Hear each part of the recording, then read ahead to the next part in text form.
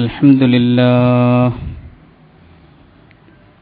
نحمد الله ونستعينه ونؤمن به ونتوكل عليه ونعوذ بالله من شرور أنفسنا ومن سيئات أعمالنا من يهده الله فلا مضل له ومن يضلل فلا هادي له أشهد أن لا إله إلا الله وحده لا شريك له وأشهد أن محمدا عبده ورسوله أرسله بالهدى ودين الحق ليظهره على الدين كله ولو كره المشركون اللهم صل على محمد وعلى آل محمد كما صليت على إبراهيم وعلى آل إبراهيم اللهم بارك على محمد وعلى آل محمد كما باركت على إبراهيم وعلى آل إبراهيم في العالمين إنك حميد مجيد أيها الناس اتقوا الله عباد الله أعوذ بالله السميع العليم من الشيطان الرجيم وترى كل أمة جاثية كل أمة تدعى إلى كتابها اليوم تجزون ما كنتم تعملون هذا كتابنا ينطق عليكم بالحق إنا كنا نستنسخ ما كنتم تعملون صدق الله العظيم لا حول ولا قوة إلا بالله عليه توكلت وإليه أنيب رب اشرح لي صدري ويسر لي أمري واحلل عقدة من لساني يفقهوا قولي സത്യവിശ്വാസികളെ, വിശ്വാസിനികളെ, പടച്ചവനെ സൂക്ഷിച്ച് ജീവിക്കണമെന്ന് ആദ്യമായി വസിയ്യത്ത് ചെയ്യുന്നു, ഉത്ബോധിപ്പിക്കുന്നു. പരമദയാലുവായ നാഥൻ നാം ഏവരെയും അനുഗ്രഹിക്കുമാറാകട്ടെ. റബീഉൽ അവ്വലിന്റെ ഓർമ്മകളിൽ പ്രവാചകനാണ് ലോകമിന്ന് അനുഭവിച്ചുകൊണ്ടിരിക്കുന്ന സമസ്യകൾക്കുള്ള പരിഹാരം എന്ന് വിളിച്ച് പറയേണ്ടതാണ് ഈ കാലഘട്ടത്തിലെ ഇസ്ലാമിക സമൂഹത്തിൻ്റെ ദൗത്യം എന്നാണ് കഴിഞ്ഞ ഖുതുബയിൽ നാം സൂചിപ്പിച്ചത്. കേവലം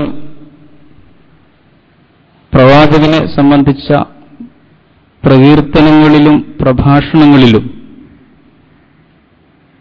അവസാനിച്ചു പോകേണ്ടതല്ല നമ്മുടെ നിയോഗം. പ്രവാചകനാണ് പരിഹാരം എന്ന ഈ ആശയത്തെ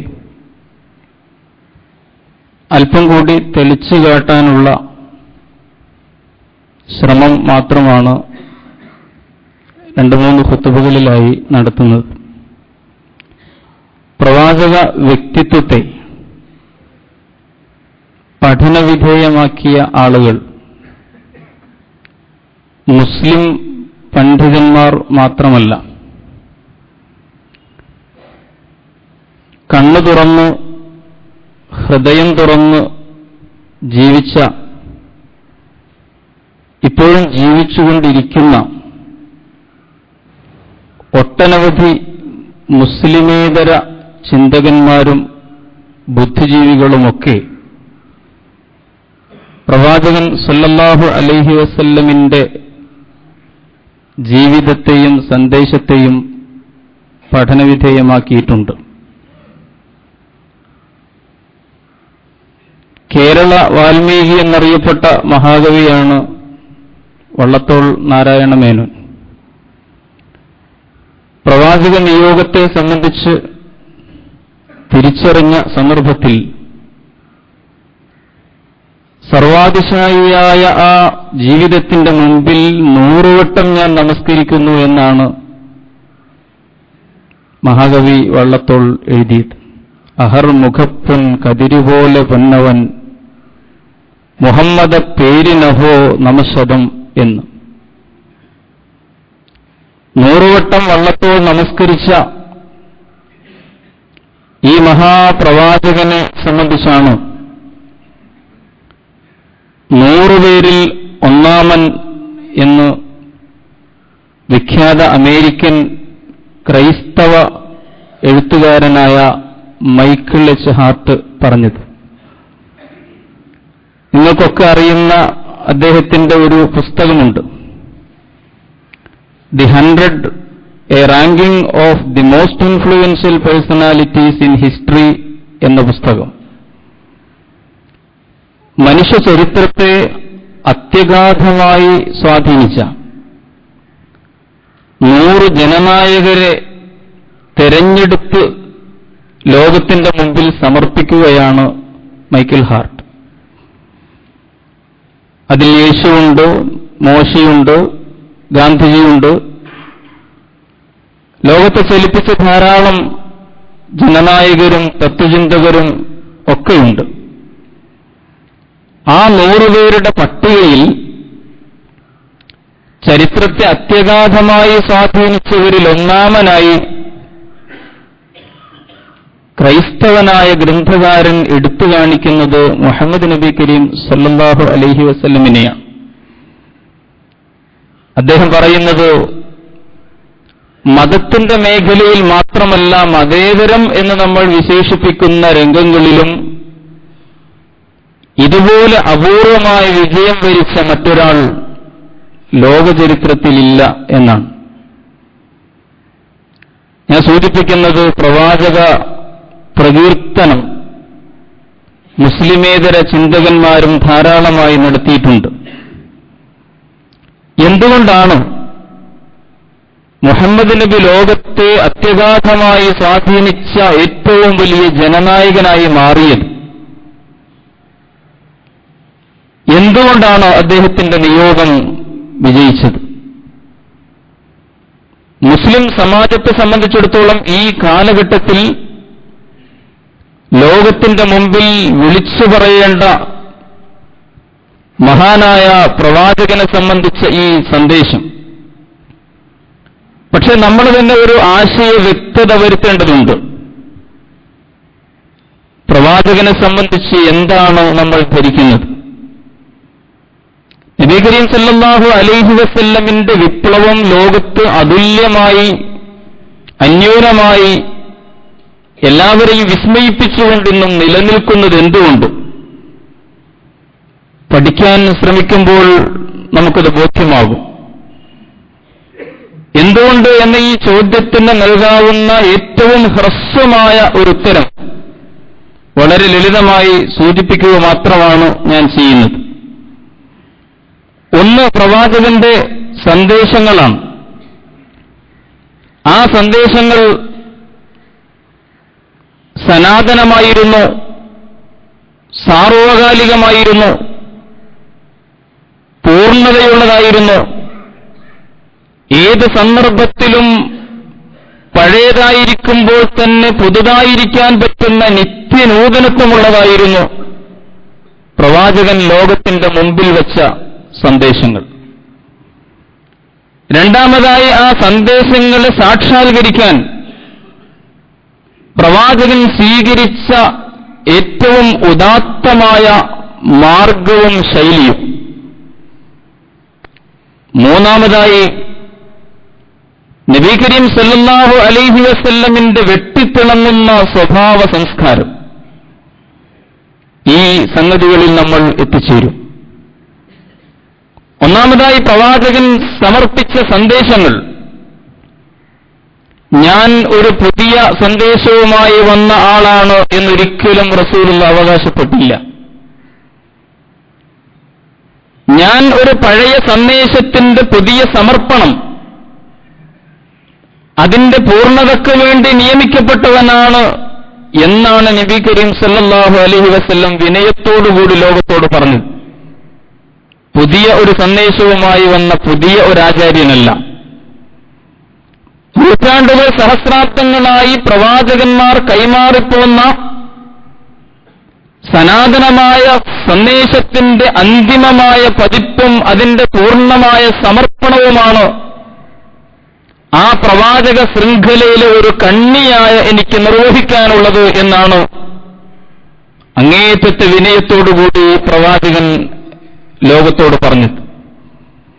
ലാ ഇലാഹ ഇല്ലല്ലാഹു എന്ന സന്ദേശം, തെളിമലയാളത്തിൽ പറഞ്ഞാൽ യഥാർത്ഥ ദൈവമല്ലാതെ ദൈവമില്ല എന്ന ആദർശം. ഈ യഥാർത്ഥ ദൈവം എല്ലാവർക്കും അറിയാം. ഏത് സാധാരണക്കാരനും സുപരിചിതമായ സംഗതിയാണ് യഥാർത്ഥ ദൈവം എന്ന് പറഞ്ഞാൽ. സൃഷ്ടിച്ചവനാരോ അവനാണ് യഥാർത്ഥ ദൈവം. അന്നം നൽകിക്കൊണ്ടിരിക്കുന്നവനാരോ അവനാണ് യഥാർത്ഥ ദൈവം. ഈ പ്രകൃതി പ്രതിഭാസങ്ങളെ മുഴുവൻ നിർമ്മിച്ച് നിയന്ത്രിച്ച് നിലനിർത്തിപ്പോരുന്നവനാരോ അവനാണ് യഥാർത്ഥ ദൈവം. അതുകൊണ്ട് ആർക്കും ആ കാര്യത്തിൽ സംശയമില്ല. ആകാശഗോളങ്ങളെ മുഴുവൻ അടക്കി ഭരിച്ചുകൊണ്ടിരിക്കുന്നവനാരോ അവനാണ് യഥാർത്ഥ ദൈവം. ഹുവല്ലദീ ഇലാഹുൻ ഫിസ് സമാഇ വഫിൽ അർളി ഇലാഹ്. ആകാശത്തെ കാര്യങ്ങളെല്ലാം നോക്കുന്ന യഥാർത്ഥ ദൈവമാരോ അവനാണ് ഭൂമിയിലെ ജീവിതത്തിന്റെയും ദൈവം. ഇരട്ടത്താപ്പ് അവസാനിപ്പിക്കണം എന്നാണ് പ്രവാചകൻ ലോകത്തോട് പറഞ്ഞത്. ആകാശഗോളങ്ങൾ മുഴുവൻ അനുസരിച്ചുകൊണ്ടിരിക്കുന്ന ഏകനായ വിധാതാവ്, ആ വിധാതാവായ ദൈവം തന്നെയാണ് ഭൂമിയിലെ മനുഷ്യനടക്കമുള്ള ജീവജാലങ്ങളുടെ ജീവിതത്തെയും നിർണയിച്ച് ചിട്ടപ്പെടുത്തി നയിക്കേണ്ടത് എന്നാണ് വിശുദ്ധ ഖുർആൻ ഉദ്ധരിച്ചുകൊണ്ട് പ്രവാചകൻ ലോകത്തോട് വിളിച്ചു പറഞ്ഞു. ആ പടച്ചവനല്ലാതെ വേറെ ഏതെങ്കിലും ഒരു ശക്തിയെ, ഒരു വ്യക്തിയെ ദൈവമായിട്ട് നിങ്ങൾ സങ്കല്പിച്ചാൽ, അല്ലെങ്കിൽ അവന് നൽകേണ്ട അവകാശങ്ങൾ പകർന്നു കൊടുത്താൽ, ഒരു മനുഷ്യന് ഈ ഭൂമുഖത്ത് ചെയ്യാവുന്ന ഏറ്റവും കൊടിയ അധർമ്മമായിരിക്കും, കൊടുംപാതകമായിരിക്കും അത് എന്നാണ് പ്രവാചകൻ ലോകത്തോട് വിളിച്ചു പറഞ്ഞത്. ഇന്ന ശിർക്ക് ലളുൽമുൻ അലീം. അതാണ് ഏറ്റവും വലിയ അധർമ്മം. ഉപ്പയിൽ നിന്ന് നിങ്ങൾ സ്നേഹം ആസ്വദിക്കുന്നു, അനുഭവിക്കുന്നു. അദ്ദേഹത്തിൽ നിന്ന് നിങ്ങൾ ഭക്ഷണം കഴിക്കുന്നു, ഭൗതികമായ സൗകര്യങ്ങൾ അനുഭവിക്കുന്നു. നിങ്ങളെ നിങ്ങളാക്കി വളർത്തിക്കൊണ്ടുവരുന്നത് നിങ്ങളുടെ ഉപ്പയാണ്. എല്ലാ സൗകര്യങ്ങളും സൗജന്യമായിട്ട് അനുഭവിച്ചുകൊണ്ടിരിക്കെ തന്നെ ഉപ്പയോട് കാണിക്കേണ്ട സ്നേഹവും ഉപ്പക്ക് കൊടുക്കേണ്ട അവകാശങ്ങളും അയലത്തെ വീട്ടിലെ ഉപ്പക്കാണ് നൽകുന്നതെങ്കിൽ അതെന്തുമാത്രം അസഹ്യമാണ്, അതെന്ത് വലിയ അധർമ്മമാണ്. ഇന്ന ശിർക്ക് ലളുൽമുൻ അലീം. അതുകൊണ്ട് മനുഷ്യ, നീ സൃഷ്ടിച്ചവനായ നാഥന് മാത്രം വിധേയപ്പെടണം. ആ വിധേയത്വം മറ്റാർക്കെങ്കിലും നൽകിയാൽ അത് ഏറ്റവും കൊടിയ അധർമ്മമാണ്. മറ്റേത് പാപവും പടച്ചവൻ ഒരുപക്ഷെ പുറത്തേക്കും, പക്ഷേ ഈ അധർമ്മം പൊറുക്കുകയില്ല എന്ന് പ്രവാചകൻ ഏറ്റവും ശക്തമായ ഭാഷയിൽ ലോകത്തെ ബോധ്യപ്പെടുത്തി. ആ പടച്ചവനല്ലാതെ ജീവിതത്തിൽ നിങ്ങൾ സ്വീകരിച്ചുകൊണ്ടിരിക്കുന്ന ദൈവം ഒരുപക്ഷേ ഒരു വ്യക്തിയാകാം, ഒരു വിഗ്രഹ ദൈവമാകാം, ഒരാൾ ദൈവമാകാം, കബറിടത്തിൽ കിടക്കുന്ന മൺമറഞ്ഞുപോയ ഏതോ മഹാത്മാവാകാം, പണമാകാം, തന്നിഷ്ടങ്ങളും താൽപര്യങ്ങളുമാകാം. വിശുദ്ധ ഖുർആൻ പറഞ്ഞല്ലോ, താൽപര്യങ്ങളുടെ ദാസനായിട്ടൊരാൾ മാറാം. അഫറഅയ്ത മനിത്തഖദ ഇലാഹഹു ഹവാഹു. സ്വന്തം ഹവ ഒരാളുടെ ഇലാഹായി മാറുക. ദുനിയാവിന്റെ സൗകര്യങ്ങൾക്ക് വേണ്ടി ആർത്തി പൂണ്ടോടി നടക്കുന്ന മനുഷ്യനെ ഖുർആൻ വിളിച്ചല്ലോ, അവൻ നയിക്കുന്നതൊരു നായയുടെ ജീവിതമാണ് എന്ന്. മസലുഹു കമസലിൽ കൽബ് ഇൻ തഹ്മിൽ അലൈഹി യൽഹസ് ഔ തത്റുകുഹു യൽഹസ്. ഉപദ്രവിച്ചാലും ഇല്ലെങ്കിലും നാവ് നീട്ടി തുപ്പുനീരൊലിപ്പിച്ച് ആർത്തിയോട് ഓടിപ്പാഞ്ഞു നടക്കുന്ന നായ. ആലോചിച്ചു നോക്കൂ, എന്തുമാത്രം ഗൗരവമുള്ള ഒരു വർത്തമാനമാണ്. എടാ നായെ എന്നൊരാളെ വിളിച്ചുള്ളത് ഏറ്റവും വലിയ അപമാനമാണ്.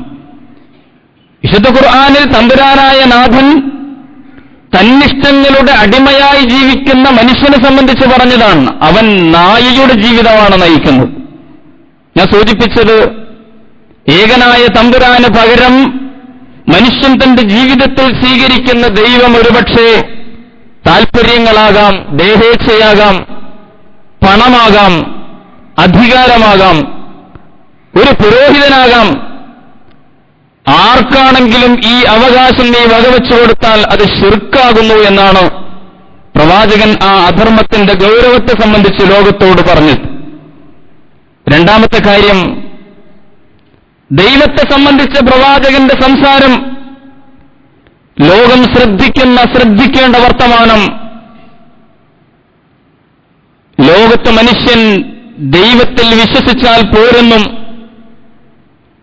ദൈവിക നീതിയിൽ വിശ്വസിക്കണമെന്നുമാണ് പ്രവാചകൻ ലോകത്തെ തിരുത്തിയത്. ഒരു ദൈവത്തിലോ ഒരുപാട് ദൈവങ്ങളിലോ വിശ്വസിക്കുന്ന സമീപനം പോരാ. ഒരുപാട് ദൈവങ്ങൾക്ക് പകരം ഒറ്റ ദൈവത്തിൽ വിശ്വസിക്കുന്നു എന്ന് പറഞ്ഞാലും പോരാ. ദൈവിക നീതിയിൽ വിശ്വസിക്കണം. മാലിക് യൗമിദ്ദീൻ. പ്രതിഫലം നൽകപ്പെടുന്ന ഒരു നാൾ വരാനുണ്ട്. ആ ദിവസത്തിൽ എല്ലാവരെയും ഒരുമിച്ച് കൂട്ടും. അവിടെയാണ് രക്ഷാശിക്ഷകൾ, സ്വർഗനരകങ്ങൾ. വതറാ കുല്ല ഉമ്മത്തിൻ ജാസിയത്തൻ. വിശുദ്ധ ഖുർആൻ പറയുന്നു, 45-ാം അധ്യായം അൽ ജാസിയ 28-29 വചനങ്ങളിൽ നാഥൻ പറയുന്നു, ഒരു ദിവസം വതറാ കുല്ല ഉമ്മത്തിൻ ജാസിയ, ലോകത്തിലെ ഓരോ സമൂഹങ്ങളും മുട്ടുകുത്തി വീഴുന്നതായി നിനക്ക് കാണാൻ കഴിയും. മുട്ടുകുത്തി വീണ് കിടക്കുന്ന സമൂഹങ്ങൾ. കുല്ലു ഉമ്മത്തിൻ തുദ്ആ ഇലാ കിതാബിഹ, ഓരോ സമുദായവും അവരുടെ കർമ്മരേഖയിലേക്ക് അത് കാണിക്കാൻ വേണ്ടി വിളിക്കപ്പെടുന്ന സന്ദർഭം. മഹ്ശറിന്റെ മഹാമൈതാനിയിൽ ഭീകരഭയാനകമായ നിശബ്ദമായ ഒരു രംഗം വരാനിരിക്കുകയാണ്. അല്യൗമ തുജ്സൗന മാ കുൻതും തഅമലൂൻ, നിങ്ങൾ ചെയ്തതെല്ലാം, എല്ലാ കർമ്മങ്ങൾക്കും വളരെ കൃത്യമായി പൂർണ്ണമായ പ്രതിഫലം നൽകപ്പെടുന്ന ദിവസമാണ്.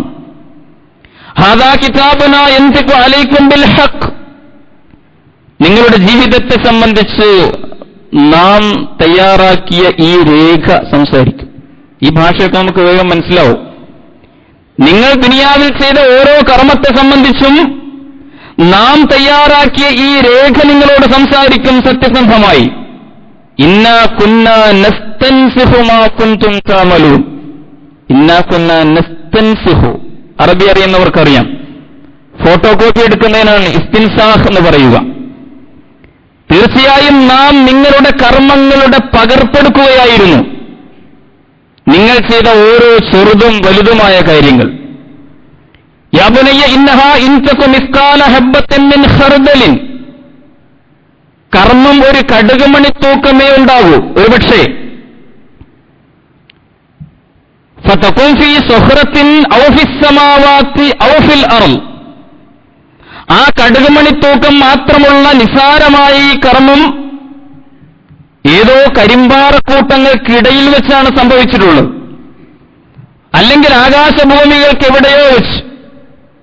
പക്ഷേ ഉത്സിബിഹല്ലാ, നാഥനത് കൊണ്ടുവരും, അവനത് ഹാജരാക്കും, വിമർശന വിധേയമാക്കും, നിശ്ചിതമായ വിചാരണ നടത്തപ്പെടും. ഇങ്ങനെയുള്ള ഒരു ദിനം നാളെ വരാനിരിക്കുന്നു എന്ന ദൈവിക നീതിയിൽ. പ്രിയമുള്ളവരെ, ആലോചിച്ചു നോക്കൂ, ദൈവവിശ്വാസികൾ എന്തുകൊണ്ടാണ് ക്രൂരതകൾ ചെയ്യുന്നത്? എന്തുകൊണ്ടാണ് മനുഷ്യനെ ചൂഷണം ചെയ്യുന്നത്? എന്തുകൊണ്ടാണ് മർദ്ദക ഭരണാധികാരികൾ പലരും ദൈവവിശ്വാസികളായി മാറിയത്? ഫിർഔൻമാർ ദൈവവിശ്വാസികളായിരുന്നു. യൂസുഫ് ദൂനവാസിമാർ ദൈവവിശ്വാസികളായിരുന്നു. ഹിറ്റ്ലർമാരും മുസോളിനിമാരും ദൈവവിശ്വാസികളായിരുന്നു. ജോർജ് ബുഷുമാരും നരേന്ദ്രമോദിമാരും ദൈവവിശ്വാസികളാണ്. എന്നല്ല, വിശ്വാസം കൊണ്ടാണ് ഈ ക്രൂരത ചെയ്യുന്നത് എന്ന് പോലും ലോകത്തോട് വിളിച്ചു പറഞ്ഞ ധാർഷ്ട്യം കാണിച്ചവരാണ്. അപ്പൊ ദൈവവിശ്വാസം കേവലമായ ദൈവവിശ്വാസമല്ല, ദൈവിക നീതിയിലുള്ള വിശ്വാസമാണ് പ്രധാനം. നബി കരീം സല്ലല്ലാഹു അലൈഹി വസല്ലം ലോകത്തിന്റെ മുമ്പിൽ ദൈവത്തെക്കുറിച്ച് സംസാരിച്ച സുപ്രധാനമായ സന്ദേശം ഞാൻ വിശദീകരിക്കുന്നില്ല, സൂചനകൾ മാത്രം നൽകുകയാണ്. പ്രവാചകന്റെ രണ്ടാമത്തെ മുഖ്യമായ സന്ദേശം മനുഷ്യനെ സംബന്ധിച്ചുള്ളതാണ്. മനുഷ്യൻ ആരാണ് എന്ന ചോദ്യത്തിന് ലോകത്ത് കൃത്യമായ ഉത്തരം പറഞ്ഞത് റസൂലുള്ളാഹി സ്വല്ലല്ലാഹു അലൈഹി വസല്ലമാണ്. ആരാണ് മനുഷ്യൻ എന്ന ചോദ്യത്തിന് ഭൗതികവാദികൾ മൃഗമാണ് എന്നൊരുത്തരം പറഞ്ഞിട്ടുണ്ട്. വാനരന്റെ വാല് മുറിഞ്ഞപ്പോൾ നരനായി. കേൾക്കാൻ നല്ല സുഖമുള്ള സിദ്ധാന്തമാണ്. വേറൊന്ന്, മനുഷ്യൻ വെറും മെറ്റീരിയലാണ്, വെറും പദാർത്ഥമാണ്. അവനിൽ എന്താണുള്ളത് എന്ന് ചോദിച്ചാൽ കുറെ മൂലകങ്ങൾ, വളരെ കൃത്യമായി പറയാൻ കഴിയുന്ന കുറെ മൂലകങ്ങൾ: ഫോസ്ഫറസ്, മഗ്നീഷ്യം സാൾട്ട്, ഗന്ധകം, വെള്ളം, ചുണ്ണാമ്പ്, ഇതുപോലുള്ള കുറെ സംഗതികൾ ചേർന്ന ഒരു ഭൗതിക പദാർത്ഥം മാത്രമാണ് മനുഷ്യൻ. പദാർത്ഥത്തിനപ്പുറമുള്ള ഒരു മാനം മനുഷ്യനില്ല. ഇങ്ങനെയൊക്കെ പല ഉത്തരങ്ങളും ലോകത്ത് കേട്ടിട്ടുണ്ട്. നബി കരീം സല്ലല്ലാഹു അലൈഹി വസല്ലം വിശുദ്ധ ഖുർആൻ ഉദ്ധരിച്ചുകൊണ്ട് 14 നൂറ്റാണ്ട് മുമ്പ് ലോകത്തോട് പറഞ്ഞു, മനുഷ്യന് പറഞ്ഞതൊന്നുമല്ല, മനുഷ്യൻ ഒരു മൃഗമല്ല, മനുഷ്യൻ കേവലം ഒരു പദാർത്ഥമല്ല, മനുഷ്യന്റെ പദവി ഖലീഫയുടെ പദവിയാണ്. ദൈവത്തിന്റെ പ്രതിനിധിയാണ് മനുഷ്യൻ. ആ ദൈവിക പ്രതിനിധാനമാണ് മനുഷ്യന്റെ നിയോഗം. ജീവിതത്തിന്റെ എല്ലാ മേഖലകളിലും, മനസ്സിലും ജീവിതത്തിന്റെ എല്ലാ മണ്ഡലങ്ങളിലും മനുഷ്യൻ ഈ ദൈവപ്രതിനിധാനമാണ് നിർവഹിക്കേണ്ടത് എന്ന സന്ദേശമാണ് ലോകത്തിന്റെ മുമ്പിൽ പ്രവാചകൻ വെച്ചത്. നമുക്കറിയാം, ചൂഷകന്റെ മനസ്സും ഖലീഫയുടെ മനസ്സും തമ്മിൽ വ്യത്യാസമുണ്ട്. ഭൗതിക ലോകത്തെ ഏറ്റവും ചെറിയ ഒരു സംഗതി ഉപയോഗപ്പെടുത്തുമ്പോൾ പോലും, വിഭവങ്ങൾ ഉപയോഗപ്പെടുത്തുമ്പോൾ പെരുമാറുന്നിടത്ത് ഒക്കെ അള്ളാഹുവിന്റെ പ്രതിനിധിയാണ് താൻ എന്ന ബോധമാണ് മനുഷ്യനെ ഉയർത്തിപ്പിടിക്കേണ്ടത് എന്ന് പ്രവാചകൻ പറഞ്ഞു. ഒരാള് ഉലയെടുക്കുന്നു, അംഗശുദ്ധി വരുത്തുന്ന നേരത്തെ അല്പം വെള്ളം അയാൾ കൂടുതൽ ഉപയോഗപ്പെടുത്തുമ്പോൾ അത് ഖലീഫയുടെ മനസ്സല്ല എന്ന് പ്രവാചകൻ ഗൗരവത്തിൽ ഓർമ്മപ്പെടുത്തി. സഅദ് ഇബ്നു അബീ വഖാസ് റളിയല്ലാഹു അൻഹു ഉളൂ ചെയ്യുകയായിരുന്നു. അദ്ദേഹം ഒരല്പം വെള്ളം കൂടുതൽ ഉപയോഗിച്ചിരുന്നു. നബി ചോദിച്ചു, പിന്നെ ഇതെന്തൊരു ധൂർത്താണ് സഅദേ എന്ന്. അത് കണ്ടുകൊണ്ടാണ് പ്രവാചകൻ കടന്നു വന്നത്. ഇതെന്തൊരു മാ ഹാദ സർഫ് യാ സഅദ്. ഉടനെ സഅദ് ചോദിച്ചു, സർഫ് യാ റസൂലല്ലാഹ്, ഈ അംഗശുദ്ധി വരുത്തുന്നിടത്തുമുണ്ടോ നബി ആർഭാടവും ധൂർത്തുമൊക്കെ? പ്രവാചകൻ പ്രതികരിച്ചതുണ്ടെന്ന് മാത്രമല്ല, ഒരു മഹാസമുദ്രത്തിൽ നിന്നാണ് നീ ഉപയോഗിക്കുന്നതെങ്കിൽ പോലും നിനക്കാവശ്യമുള്ളതേ ഉപയോഗപ്പെടുത്താൻ പാടുള്ളൂ. ഈ പ്രപഞ്ചത്തിൽ ജീവിച്ചുകൊണ്ടിരിക്കെ മനുഷ്യൻ ഉപയോഗിച്ചുകൊണ്ടിരിക്കുന്ന എല്ലാ വിഭവങ്ങളിലും ചൂഷകന്റെ മനസ്സല്ല, ഒരു പ്രതിനിധിയുടെ മനസ്സ് ഉത്തരവാദിത്ത ബോധത്തോടുകൂടി നാളെ തന്റെ ഉടമസ്ഥനായ നാഥന്റെ മുമ്പിൽ കണക്ക് അവതരിപ്പിക്കേണ്ട വിഷയമാണിതെന്ന ചിന്തയോടുകൂടി വേണം ഭൂമുഖത്ത് ഓരോ നിമിഷവും പുലരാനെന്ന് പ്രവാചകൻ ഉണർത്തി. അൻഫിഖൂ മിമ്മാ ജഅലക്കും മുസ്തഖ്ലഫീന ഫീഹി. വിശുദ്ധ ഖുർആനിന്റെ ആ ശൈലി ശ്രദ്ധിച്ചു നോക്കൂ. നിങ്ങൾക്ക് നിങ്ങളെ പ്രതിനിധികളാക്കി വെച്ച സമ്പത്തുണ്ടല്ലോ, ആ സമ്പത്തിൽ നിന്ന് നിങ്ങൾ ചെലവഴിക്കും. എന്തൊരു അർത്ഥമുള്ള പ്രയോഗമാണ്. നിങ്ങളുടെ സമ്പത്ത് എന്നല്ല പറഞ്ഞത്, നിങ്ങളെ പ്രതിനിധികളാക്കി വെച്ച സമ്പത്ത്. വരുമ്പോൾ നിങ്ങളൊന്നും കൊണ്ടുവന്നില്ല, പോകുമ്പോഴൊന്നും കൊണ്ടുപോകുന്നുമില്ല. ചുരുട്ടിപ്പിടിച്ച കൈയോടെ നിലവിളിക്കുന്ന ഭാവത്തിൽ പൂർണ്ണ നഗ്നനായി ഭൂമിയുടെ മടിത്തട്ടിലേക്ക് പിറന്നു വീണ മനുഷ്യ, തുറന്ന കൈകളുമായി ശൂന്യനായിട്ട് നീ മറ്റുള്ളവർ വെച്ചുകെട്ടി പൊതിഞ്ഞ് 2-3 ശീലകളുമായിട്ട് കടന്നുപോകുന്ന മനുഷ്യ, നിനക്ക് നൽകപ്പെട്ട സമ്പത്ത് നിന്നെ പ്രതിനിധിയാക്കി പഠിച്ചവൻ വെച്ച സമ്പത്താണ്, അതിൽ നിന്ന് നീ ചെലവഴിക്കും. പ്രിയമുള്ളവരെ, ഈ ഖിലാഫത്ത് ബോധമുണ്ടായിരുന്നെങ്കിൽ ലോകം ഇത്രമേൽ ഇരുട്ടു നിറഞ്ഞ ഒരു രോഗമായി മാറുമായിരുന്നോ എന്ന് നമ്മൾ ചിന്തിക്കണം. കിട്ടിയ സമ്പത്തിന്റെ ഉപയോഗത്തിലും ആ വിഭവങ്ങളുടെ വിതരണത്തിലും ഈ സൂക്ഷ്മത ലോകം കാണിച്ചിരുന്നുവെങ്കിൽ ഉള്ളവനും ഇല്ലാത്തവനും തമ്മിലുള്ള അന്തരം ഇത്ര ഭീമമാകുമായിരുന്നു. ഞാൻ വിശദീകരിക്കേണ്ടതില്ലല്ലോ. ജീവിച്ചുകൊണ്ടിരിക്കുന്ന ഓരോ ദിവസവും പ്രതിദിനം പോഷകാഹാരക്കുറവ് കൊണ്ട് 40,000 ശിശുക്കൾ മരണമടയുന്ന ഒരു ലോകത്താണ് നമ്മൾ ജീവിക്കുന്നത്. ആഫ്രിക്കൻ മേഖലകളിൽ കൊടും പട്ടിണി കിടന്ന് പട്ടിണി മരണങ്ങൾ മനുഷ്യൻ മരിച്ചുകൊണ്ടിരിക്കുന്ന ഒരു ലോകത്താണ് നമ്മൾ ജീവിക്കുന്നത്. നമ്മുടെ രാജ്യത്തേക്ക് വരാം, ചിന്തിച്ചു നോക്കൂ. 6 അംഗങ്ങൾ മാത്രമുള്ള ഒരു കുടുംബത്തിന് താമസിക്കാൻ 14,000 കോടി ഉറുപ്പികയുടെ വീട് അംബാനിമാർ നിർമ്മിക്കുന്ന ഈ രാജ്യം. പക്ഷേ മുംബൈയിൽ അയാൾ നിർമ്മിച്ച 27 നിലകളുള്ള ഈ വീടിന്റെ കുറച്ചിപ്പുറത്തേക്ക് സഞ്ചരിച്ചാൽ ചേരികളാണ്. ഈ രാജ്യത്തെ സാധാരണക്കാരായ 40% ആളുകൾ 20 രൂപ ദിവസവരുമാനമില്ലാത്ത അരിഷ്ടിച്ച ജീവിതം നയിച്ചുകൊണ്ടിരിക്കുന്നു എന്ന് നമുക്കറിയാം. ഉള്ളവനും ഇല്ലാത്തവനും തമ്മിലുള്ള അന്തരം ഭീമമായി കൊണ്ടിരിക്കുകയാണ്. വിശദീകരിക്കുന്നില്ല.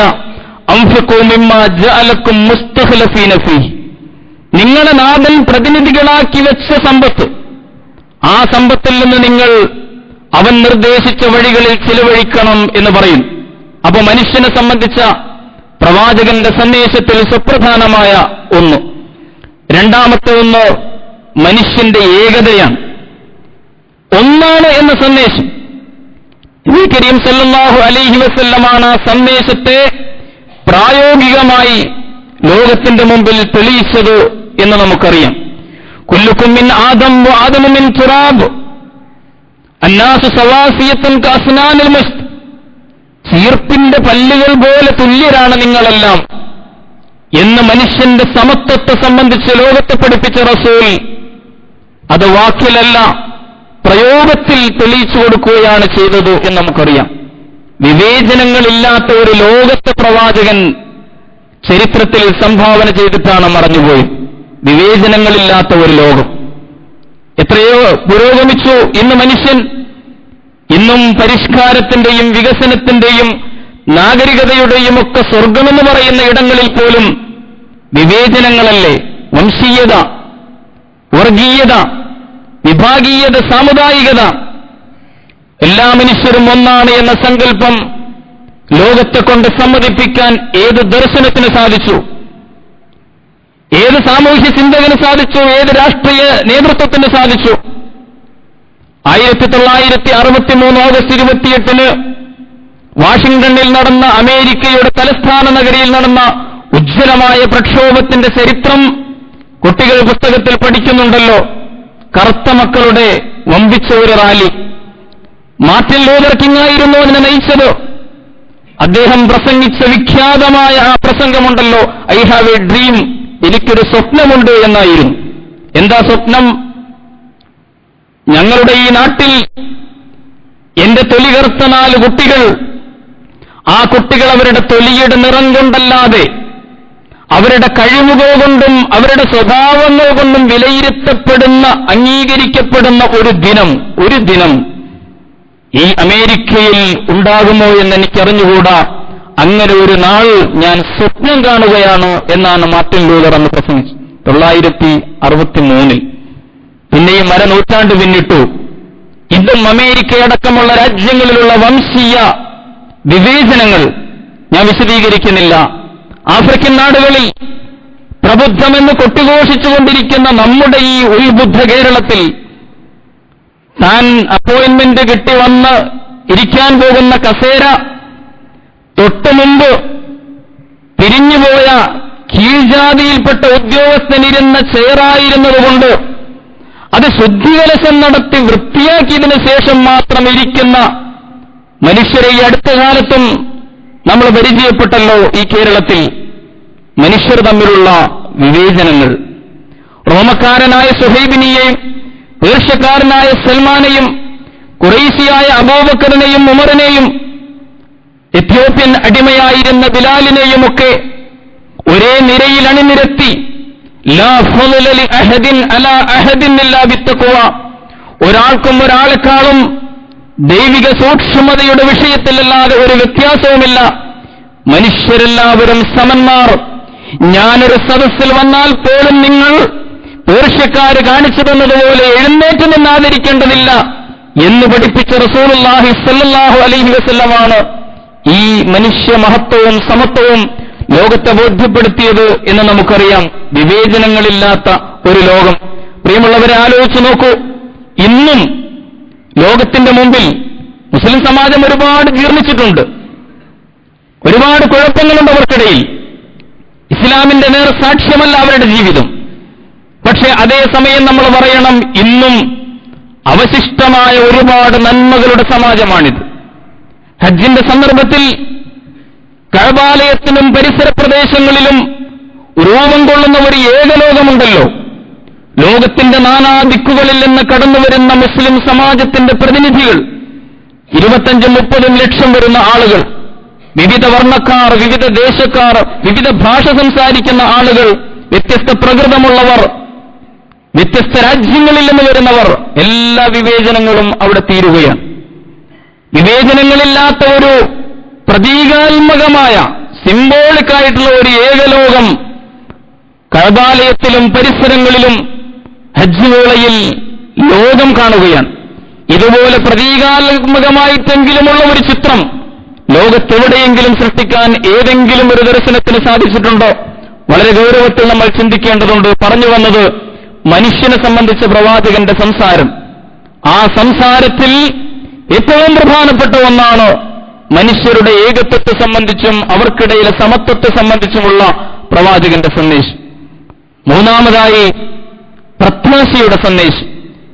ഒരുപക്ഷേ മുഹമ്മദ് നബി കരീം സല്ലല്ലാഹു അലൈഹി വസല്ലം ലോകത്തിന് നൽകിയ ഏറ്റവും ഉജ്ജ്വലമായ ഒരു സംഭാവന പ്രത്യാശയുടെ സന്ദേശം ലോകത്തിന് കൊടുത്തു എന്നതാണ്. പ്രവാചകൻ വരുന്ന കാലത്ത് ലോകം നിരാശയിലായിരുന്നു. വിശേഷിച്ചും വിശ്വാസികളുടെ ലോകം നിരാശയിലായിരുന്നു. കാരണം റോമിന്റെയും പേർഷ്യയുടെയും നിയമങ്ങൾ, മതനിയമങ്ങൾ, ആ നിയമങ്ങളുടെ ഊരാക്കൊടുക്കുകൾ, പൗരോഹിത്യമുണ്ടാക്കി തീർത്ത സങ്കല്പങ്ങൾ, അന്ധവിശ്വാസങ്ങൾ, അതിൽ മനുഷ്യ സമൂഹം അങ്ങേയറ്റം നിരാശരായി കഴിയുകയായിരുന്നു. പാപികൾ, അവർക്ക് പ്രതീക്ഷിക്കാനൊന്നും ഉണ്ടായിരുന്നില്ല. അവർ പുരോഹിതന്മാരുടെ അടിമകളായിരുന്നു. പാപികളെ പാതാളത്തിലേക്ക് ചവിട്ടിത്താഴ്ത്തുന്ന ഒരു സമീപനമായിരുന്നു ലോകത്ത്. അവിടെയാണ് നബി കരീം സല്ലല്ലാഹു അലൈഹി വസല്ലം വന്ന് പ്രതീക്ഷയുടെയും പ്രത്യാശയുടെയും സന്ദേശം പകർന്നു കൊടുക്കുന്നു. പ്രവാചകൻ ഖുർആനിൽ നിന്ന് ഉദ്ധരിച്ചുകൊണ്ട് അവർക്ക് പ്രതീക്ഷ നൽകി. ഖുൽ യാ ഇബാദിയല്ലദീന അസ്റഫു അലാ അൻഫുസിഹിം ലാ തഖ്നതു മിർ റഹ്മത്തില്ലാ, അല്ലാഹുവിന്റെ അതിരുകവിഞ്ഞുപോയ അല്ലാഹുവിന്റെ അടിമകളെ, നിങ്ങൾ നിരാശപ്പെടരുത്. ദൈവകാരുണ്യത്തിൽ നിങ്ങൾ നിരാശപ്പെടരുത്. നിങ്ങൾക്ക് പ്രതീക്ഷിക്കാൻ വകയുണ്ട്. പശ്ചാത്തപിച്ചുകൊണ്ട് നിഷ്കളങ്കമായ മനസ്സോടെ പാപങ്ങളുടെ പാതയിൽ നിന്ന് പരിശുദ്ധിയുടെ പാതയിലേക്ക് ജീവിതത്തെ പരിവർത്തനം ചെയ്യിക്കൂ. നിങ്ങൾക്ക് അല്ലാഹു പുറത്തു തരും. നിങ്ങൾക്ക് സ്വർഗമുണ്ട്, നിങ്ങൾക്ക് പടച്ചവന്റെ വാഗ്ദാനമുണ്ടെന്ന് പറഞ്ഞുകൊണ്ട് ഈ നിരാശരായ സമൂഹത്തെ മുഴുവൻ പ്രത്യാശ നൽകി കൈപിടിച്ച് സ്വർഗത്തിലേക്ക് കൊണ്ടുപോയി അല്ലാഹുവിന്റെ റസൂൽ സല്ലല്ലാഹു അലൈഹി വസല്ലം. പ്രവാചകൻ പറഞ്ഞു, നിങ്ങളിൽ ഒരാൾ തൗബ ചെയ്യുമ്പോൾ പടച്ചവൻ എന്ത് സന്തോഷമാണെന്നറിയുമോ? അവൻ നിങ്ങളുടെ തൗബ സ്വീകരിക്കാൻ സന്നദ്ധനാണ്. മരുഭൂമിയിൽ യാത്ര ചെയ്യുന്ന ഒരു മനുഷ്യൻ, അയാൾക്ക് എവിടെയോ വെച്ച് ഉറങ്ങിക്കിടക്കുമ്പോൾ അയാളുടെ ഒട്ടകം നഷ്ടപ്പെട്ടു. ആ ഒട്ടകത്തിന്റെ പുറത്താണ് അദ്ദേഹത്തിന്റെ ഭക്ഷണവും പാചകവുമെല്ലാം. കുടിവെള്ളം പോലും അതിന്റെ പുറത്താണുണ്ടായിരുന്നത്. അറ്റം കാണാത്ത മരുഭൂമി മണൽക്കാട്ടിൽ പെട്ടുപോയി മനുഷ്യൻ. അസ്വസ്ഥനായി ഇയാൾ മരണം ഉറപ്പിച്ചു. ഹദീസിൽ കാണാം,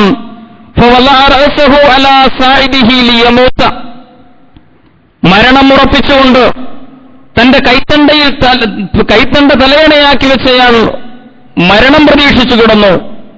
ഫസ്തൈഖള, അയാൾ പെട്ടെന്ന് ഉണർന്നപ്പോൾ വഇൻദഹു റാഹിലതുഹു അലൈഹാ സാദുഹു വതആമുഹു, തന്റെ വെള്ളവും ഭക്ഷണവും കെട്ടിവെച്ചതിന്റെ ഒട്ടകം തന്റെ കൺമുമ്പിൽ വന്ന് നിൽക്കുകയാണ്. ഇപ്പോൾ ഈ മനുഷ്യൻ അനുഭവിച്ച ആനന്ദമുണ്ടല്ലോ, അതിനേക്കാൾ വലിയ സന്തോഷമാണ് പടച്ചവന് നിങ്ങൾ തൗബ ചെയ്യുമ്പോൾ എന്ന് പറഞ്ഞുകൊണ്ട് പ്രവാചകൻ പശ്ചാത്താപത്തിന് മനുഷ്യരാശിയെ പ്രേരിപ്പിച്ചു. എന്തു പാപം ചെയ്ത മനുഷ്യനും തെറ്റ് ചെയ്യാതിരിക്കൽ എന്നതല്ല മനുഷ്യത്വം. തെറ്റ് മനുഷ്യ സഹജമാണ്.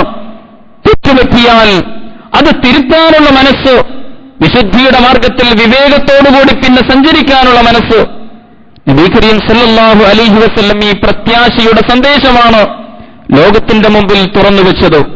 പൗരോഹിത്യം ആ കവാടം കൊട്ടിയടച്ചപ്പോൾ പ്രവാചകൻ ആ കവാടം ലോകത്തിന്റെ മുമ്പിൽ മലർക്കെ തുറന്നിട്ടു. നമുക്കറിയാമല്ലോ 99 മനുഷ്യനെ കൊന്ന മനുഷ്യന്റെ കഥ. പ്രവാചകനാണത് നമുക്ക് പറഞ്ഞു തന്നത്. 99 ആളെ കൊന്ന മനുഷ്യൻ അന്വേഷിച്ചു, എനിക്കിനി തൗബയുണ്ടോ? പൗരോഹിത്യം പറഞ്ഞു, നിനക്കെവിടുന്നാണ് തൗബ? ആ ഹദീസ് പരിശോധിച്ചാൽ നമുക്ക് കാണാൻ കഴിയും. പുരോഹിതനോട് ചോദിച്ചു, റാഹിബ് പറഞ്ഞു നിനക്ക് തൗബയില്ല. ഉടനെ അയാളെയും കൊന്ന് 100 തികച്ചു പാപിയായി ഈ മനുഷ്യൻ.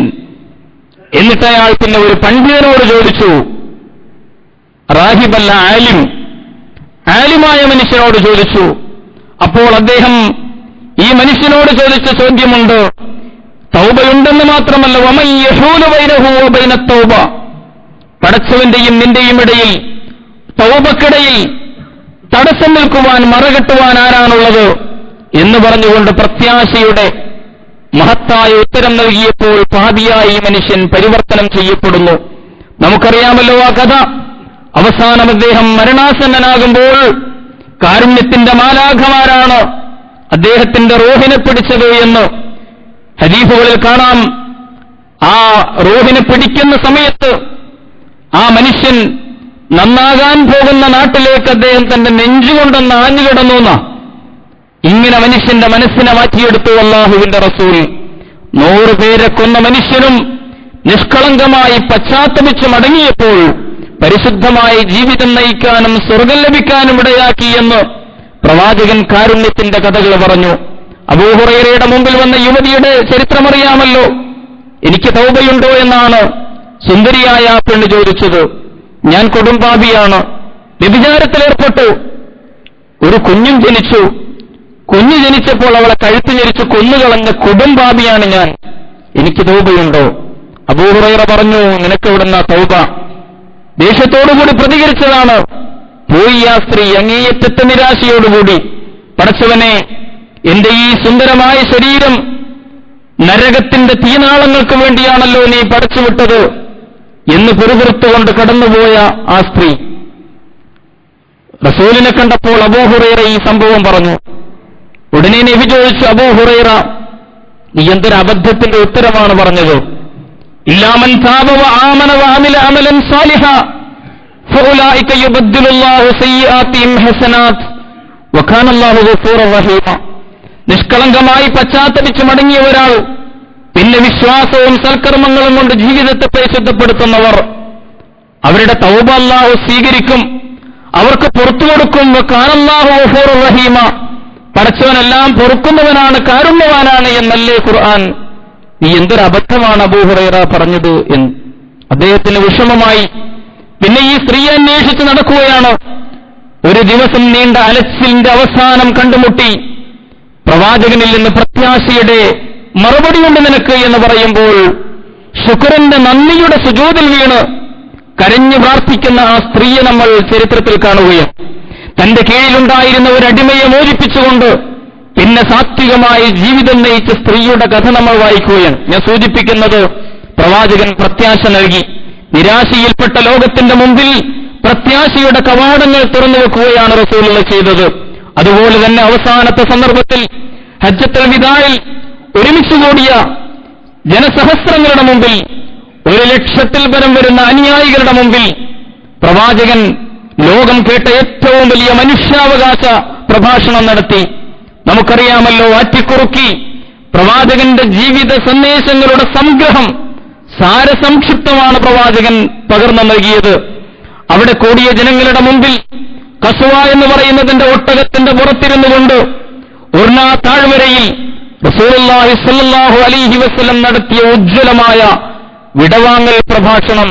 ഒരു സഹാബി, റാബിഅത്ത് ഇബ്നു ഉമയ്യ എന്ന് പറയുന്ന ഒരു സഹാബി, പ്രവാചകന്റെ ഈ വാക്കുകൾ കഴിയാവുന്നത്ര ഉച്ചത്തിൽ ലോകത്തോട് വിളിച്ചു പറയുകയായിരുന്നു എന്ന് നമുക്കറിയാം.